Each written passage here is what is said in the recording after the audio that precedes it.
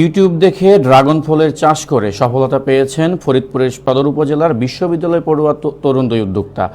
বছরে প্রায় আয় ৩ লাখ টাকা। দুই বন্ধুর এমন সফলতা দেখে খুশি এলাকাবাসী ও তাদের পরিবার পরিজনরা।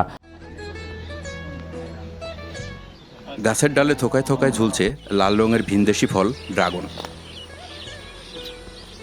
২০২০ সালের করোনাকালীন সময়ে বাড়ির পাশে ১৩ শতক জমি লিজ নিয়ে প্রায় ১.৫ লাখ টাকা খরচ করে ড্রাগন চাষ শুরু করেন দুই বন্ধু সাইফুল ও রাকিব। বাগান আমি আর আরেকজন পার্টনার আছে, দুজনের বাগে। আমি ফরিদপুরে পড়াশোনা করতেছি বিবিএতে, আর ও বিএসসি ইঞ্জিনিয়ারিং করতেছে ঢাকায়। পরে করোনা আসলো, করোনা আসার পরে পড়াশোনা তো বন্ধ, চলে আসলাম বাসায়। আসার পরে এই ভাবলাম যে অবসর সময় যেহেতু আছে, একটু বাগানই ট্রাই করা যায়। প্রথম ইনভেস্টমেন্টটা ১.৫ লাখ টাকা ধরা যায়, ফার্স্ট ইনভেস্টমেন্ট।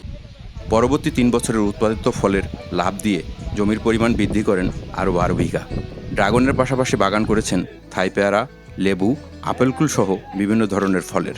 পুষ্টিগুণে সমৃদ্ধ ড্রাগন ফলের বাজারে চাহিদা থাকায় দামও পাচ্ছেন বেশ ভালো। প্রতি কেজি ড্রাগন ২৫০ টাকা থেকে ৩০০ টাকা বিক্রি হয়। এবারও ২.৫ থেকে ৩ লাখ টাকা লাভের আশা করছেন তারা।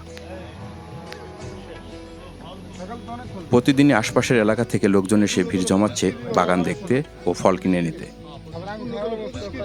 দুই বন্ধুর এমন সফলতা দেখে খুশি এলাকাবাসী ও তাদের পরিবারের সদস্যরা।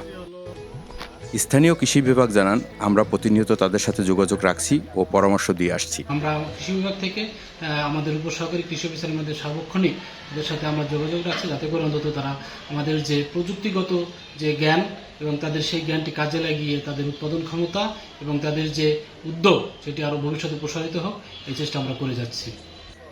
সরকারি পৃষ্ঠপোষকতায় ড্রাগন চাষে উদ্বুদ্ধ করা সহ সার্বিক সহায়তা ও প্রশিক্ষণের ব্যবস্থা করা গেলে ড্রাগন চাষে আগ্রহ বাড়বে আরও অনেকের, এমনটিই মনে করছেন সংশ্লিষ্টরা।